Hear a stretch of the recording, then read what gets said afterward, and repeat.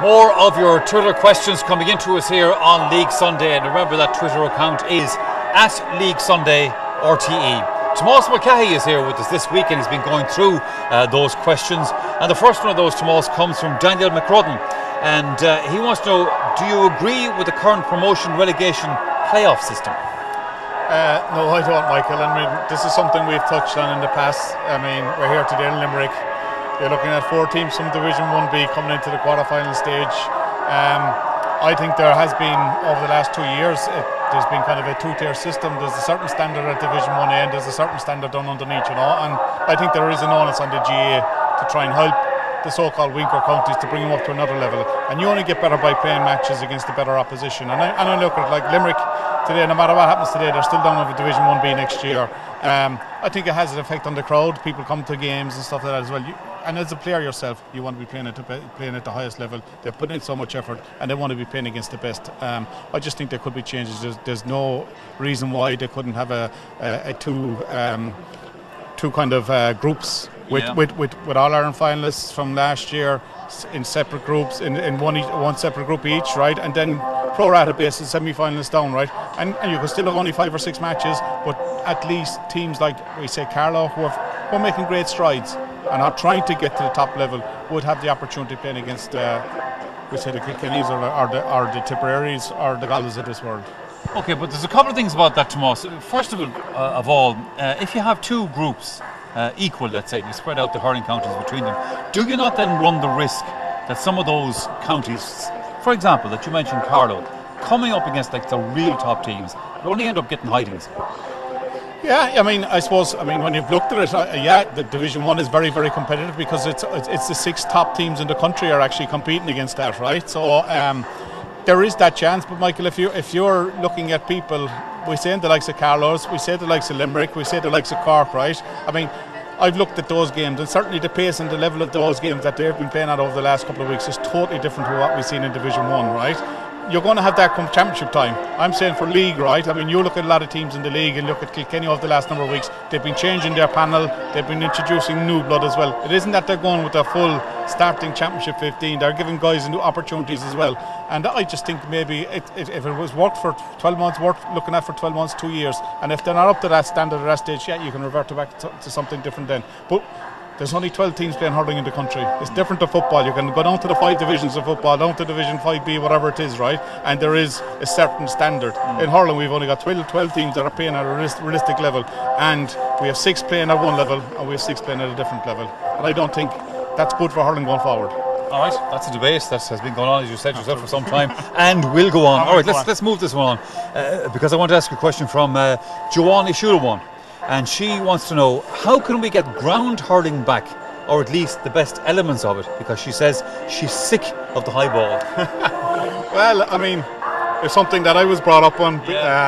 Good coach in Cork, Captain O'Brien and Johnny Clifford, when I was playing, right? I mean, they always maintained you do the simple things and do the simple things well. And that if the ball was coming to you and you couldn't get up pulling the ball, right? And particularly when you're out the field, I mean, if the ball breaks, no man can run faster than the ball himself, right, when it travels, right? So if you let the ball go on the ground, it can do an awful lot of damage to the opposition. And I think when you're in the inside line, I was at the match last weekend, Cork and Wexford, and I probably got the biggest cheer of the day. There was a ball came up the left-hand wing, and young Mylan from Douglas and Cork pulled on it, and I went to the far side of the field, and young Cadigan came out, caught the ball and turned it over the bar, and it got the biggest cheer. People love to see it, and I think a lot of people love to see it back in the game as well. The managers and probably the coaches this time round don't agree. Some people say if you're pulling the ball on the ground, you're giving the ball back to the opposition, right? You're not actually retaining possession. You're not holding forward where you should actually be trying to find a man. But I mean, I think it's been very successful. When I was playing for Cork, and a lot of teams perfected ground hurling. Yeah, it would be an element that I'd love to see coming back into hurling as well. Yeah, it's something I have to say. I'd like to say it myself, but anyway, it ain't there at the moment, or at least not the way that it used to be. Another question for you here. This one, Tomás, comes from, hold up there, a piece of paper. This one is Christopher, and he is @GAChris. That's his Twitter address, and he says, this is an interesting one now. Why are Dublin so poor outside of Croke Park and Parnell Park? And definitely through this league campaign we saw Dublin weren't great on the road, unfortunately. No, and I mean, again, you would have said for Dublin over the years as well, playing at the level that they were playing, right, didn't help them. But a couple of matches this year, when I was asked for predictions, Dublin playing in Parallel Park, I had no qualms, like even against Clare, opting for Dublin because they were going to be very, very hard to beat, you know. That's something that Dublin are going to have to get over themselves. I mean, maybe over time, like they played a lot of matches in Croke Park as well, and they haven't travelled the country enough, you know. They haven't gone to the Corks, the Limericks, the Tipperaries often enough, right, to get that winning habit under bed. Do you think it's just a learning curve for them? I think to be able to go and cope with it in those venues. It is a learning curve, right? And I mean, you look at situations, right? They've gone to Nolan Park before and they've won, right? You know, so they've gone to different venues and they've won.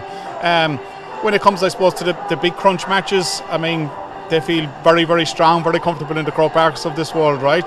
Coming to Thurles, they haven't produced the best of goods when it comes to Thurles, when it mattered most in Thurles either, you know. So I mean, it is a learning curve, but how long and how much time are they going to get to learn? You know, this team has kind of been there now for the last number of years. You know, they got to get something out of this team. So I mean, it's something I'm sure Anthony Daly would be very, very conscious of as well. And he was very quick to play matches in Croke Park when it needed to be, right? Yes. When he needed to run at opposition, when he knew he had the legs. This time round, tried to secure Division 1 status. He's taken it back to Parnell Park and he's got his into the den, right? So he's managed to get his wins there. It'll be interesting to see how they get on in Waterford, because that's a tight pitch below there today as well. So I mean, whether that suits up or not, I mean, this is a game that they have to win.